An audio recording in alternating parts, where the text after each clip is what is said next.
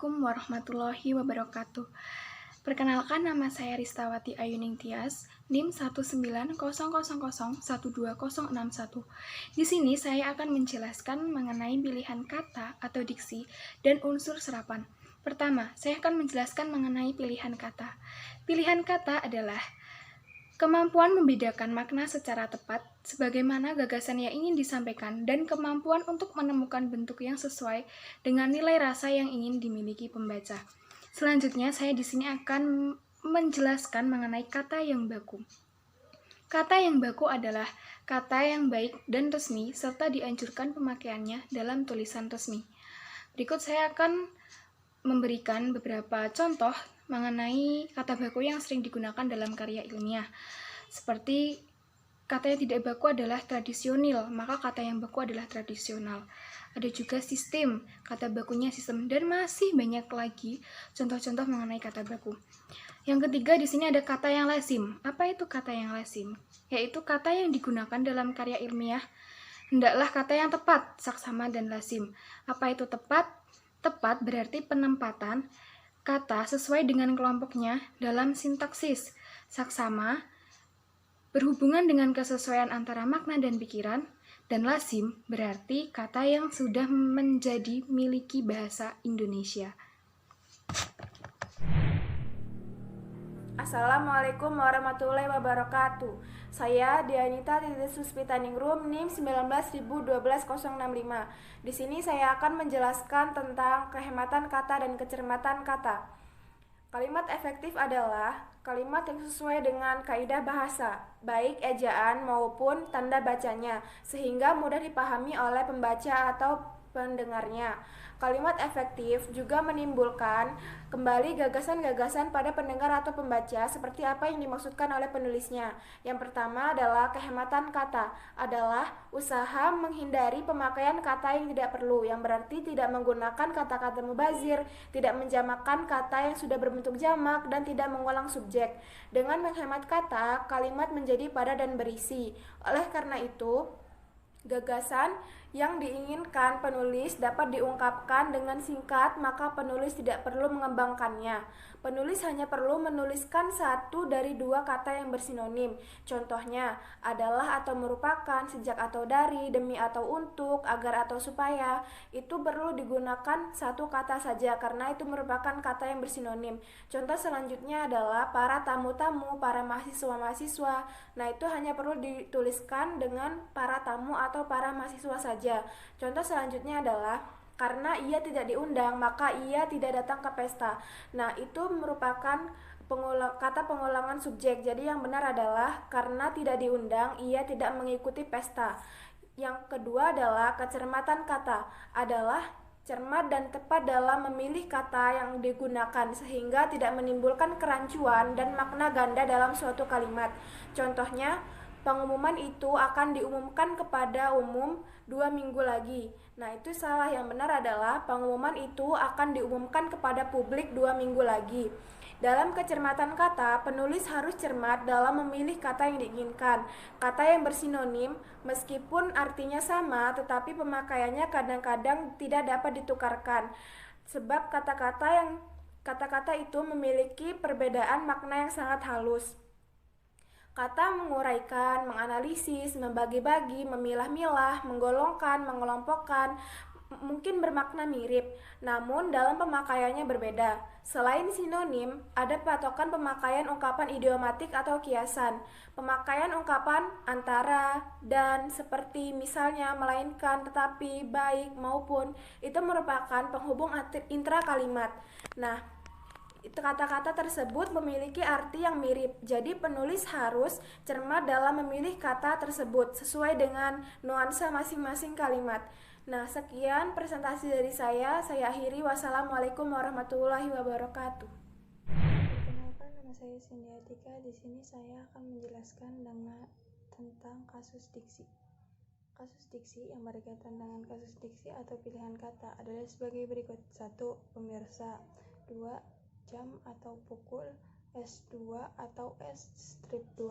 Izin atau izin. Suatu atau sesuatu. Saya menjelaskan dari pemirsa. pemirsa atau pirsawan. Kata pirsa jika diberi imbuhan pe menjadi pemirsa. Kata pirsa berkategori verba berasal dari bahasa daerah yang berarti tahu atau melihat. Kata pemirsa berarti orang yang melihat atau mengetahui. Prefiks pe bertalian dengan prefiks verba me. Di dalam bahasa Indonesia antara lain mengandung makna orang yang atau orang yang melakukan. Kata pirsawan sebaiknya dihindari, sebab itu kata dibentuk dari kata dasar verba pirsa dan imbuhan wan yang merupakan bentukan kata yang tidak lazim. Yang kedua, jam atau pukul.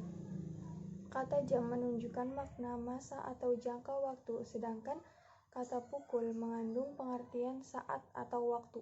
Dengan demikian, jika maksud yang ingin diungkapkan adalah waktu atau saat, kata yang tepat digunakan adalah pukul. S2 atau S'2. Fungsi tanda hubung itu adalah untuk merangkai ke dengan angka, misalnya ke strip 2 atau K ke strip 15.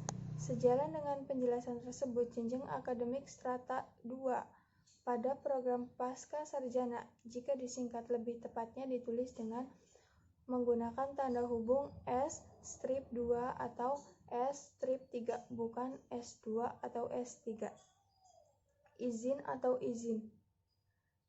Di dalam buku Pedoman Umum Ejaan Bahasa Indonesia yang disempurnakan dinyatakan bahwa ejaan kata yang berasal dari bahasa asing hanya dapat diubah seperlunya agar ejaan dalam bahasa Indonesia masih dibandingkan dengan ejaan dalam bahasa asalnya.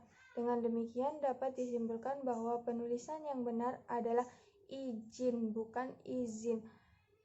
Suatu atau sesuatu. Kata suatu atau sesuatu masing-masing mempunyai perilaku bahasa yang berbeda. Kata suatu diikuti oleh nomina, sedangkan kata sesuatu tidak secara langsung diikuti oleh nomina, tetapi hanya dapat diikuti oleh keterangan pewatas yang didahului oleh konjungtor yang atau keterangan lain. Terima kasih. Assalamualaikum warahmatullahi wabarakatuh. Perkenalkan, nama saya Jidani, NIM 19.12089. Saya akan melanjutkan materi dari Cindy, yaitu tentang kasus diksi. Nomor 6, masing-masing dan tiap-tiap. Kata tiap-tiap mempunyai arti yang sangat mirip dengan kata masing-masing, karena keduanya termasuk kata bilangan distributif. Kata tiap-tiap selalu diikuti dan atau diiringi kata benda atau nomina yang diterangkan dan digunakan pada akhir kalimat. Sedangkan kata masing-masing penggunaannya selalu didahului kata benda atau nomina yang diterangkan atau dapat digunakan pada akhir kalimat. Nomor 7, ada ranking atau peringkat. Dalam bahasa Inggris, kata ranking sesungguhnya berarti pemeringkatan.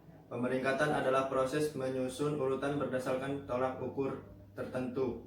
Kedudukan dalam urutan itu disebut pemeringkatan atau rank.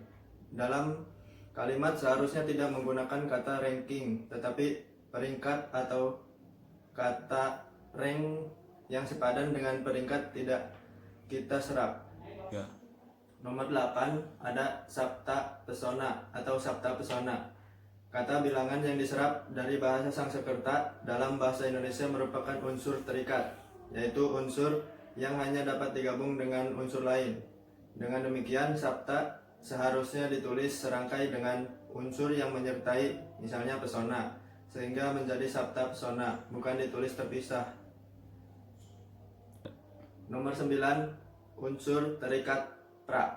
Unsur terikat ini berasal dari bahasa Sanskerta dan kehadirannya dalam bahasa Indonesia dapat digunakan sebagai pembentuk kata atau istilah baru.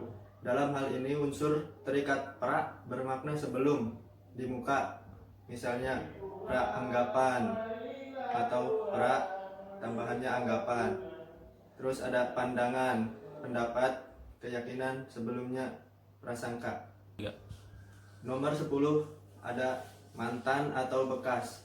Kata bekas dalam bahasa Indonesia pada bangun prasa dapat menjadi intinya, seperti dalam prasa bekas menteri, dan dapat juga menjadi atribut yang menerangkan, seperti pada mobil bekas. Karena kata mantan itu mengganti kata bekas yang berfungsi sebagai inti prasa, maka letaknya sesuai dengan hukum DM di awal prasa: mantan menteri, mantan presiden, mantan guru SD, dan sebagainya. Assalamualaikum warahmatullahi wabarakatuh. Saya Putri Fadila Aziza, NIM 1912099 akan melanjutkan presentasi sebelumnya. Tepatkah pemakaian unsur isasi? Unsur ini digunakan dalam bahasa Indonesia yang berasal dari kata isatie dalam bahasa Belanda dan izatian dalam bahasa Inggris. Unsur ini sebenarnya tidak diserap ke dalam bahasa Indonesia. Meskipun demikian, unsur itu ada di dalam pemakaian bahasa Indonesia karena diserap bersama-sama dengan bentuk dasarnya secara utuh. Sebagai gambaran, saya akan memberikan contoh.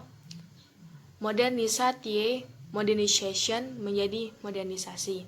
Nah, contoh itu memperlihatkan bahwa dalam bahasa Indonesia kata modernisasi tidak dibentuk dari kata modern dan unsur-unsur isasi, tetapi kata itu diserap secara utuh dari kata modernisatie atau modernization. Yang selanjutnya, unsur serapan. Bahasa Indonesia menyerap unsur variasi dari bahasa lain, baik itu dari bahasa daerah maupun bahasa asing, seperti bahasa Sanskerta, bahasa Arab, bahasa Belanda, dan juga bahasa Inggris. Berdasarkan taraf integrasinya, unsur pinjaman dalam bahasa Indonesia dapat dibagi atas dua bagian besar. Yang pertama, unsur pinjaman yang belum sepenuhnya diserap dalam bahasa Indonesia, seperti reshuffle, shuffle, cook, exploitation, di iHome, par iHome. Unsur-unsur ini dipakai dalam konteks bahasa Indonesia. Yang kedua, itu unsur pinjaman yang pengucapan dan penulisannya disesuaikan dalam kaidah bahasa Indonesia. Dalam hal ini diusahakan agar ejaannya hanya diubah sehingga bentuk Indonesianya dapat dibandingkan dengan bentuk asalnya. Assalamualaikum warahmatullahi wabarakatuh. Perkenalkan, nama saya Nur Imaniatul Fitriah Kumkelo, NIM 1912081. Unsur bahasa Indonesia dalam bahasa asing. Kata-kata bahasa Inggris yang telah memiliki padanan bahasa Indonesia tidak perlu digunakan pemakaian bahasa Indonesia, misalnya workshop atau sanggar kerja, dan upgrading atau penataan. Penggunaan unsur bahasa asing dalam wacana atau kalimat bahasa Indonesia sangat berkaitan erat dengan masalah sikap. Sikap bahasa yang kurang positif, kurang bangga terhadap bahasa Indonesia yang sebenarnya tidak perlu terjadi. Sebagai bangsa Indonesia, kita harus merasa bangga terhadap bangsa Indonesia. Oleh karena itu, agar tidak mengarungi nilai kebakuan bahasa Indonesia, yang digunakan unsur bahasa asing tidak perlu digunakan dalam pemakaian bahasa Indonesia, atau menyerap unsur asing itu sesuai dengan kaidah yang berlaku, seperti yang diatur dalam buku pedoman ejaan bahasa yang disempurnakan dan pedoman umum yang membekukan istilah. Makasih. Saya Dinda Dadari, NIM 1912104. Di sini saya akan menjelaskan tentang menyerap kata asing. Jadi, unsur bahasa asing yang diserap ke dalam bahasa Indonesia harus mempertahankan daya ungkap bahasa Indonesia dan harus memungkinkan orang menyatakan makna konsep atau gagasan secara tepat. Penyerapan unsur bahasa asing itu harus dilakukan secara selektif, yaitu kata serapan yang dapat mengisi kerumpangan konsep dalam hasanah berbahasa Indonesia. Kata itu memang diperlukan dalam bahasa Indonesia untuk kepentingan pemerkayaan daya ungkap bahasa Indonesia, mengiringi perkembangan ilmu pengetahuan dan teknologi Indonesia modern. Assalamualaikum warahmatullahi wabarakatuh. Perkenalkan, saya Nanda Putri Hania, NIM 1912101. Jadi di sini saya sebagai editor yang mengedit seluruh slide pertama sampai slide terakhir. Saya di sini berterima kasih karena kalian telah menonton video dari kelompok 2 Bahasa Indonesia.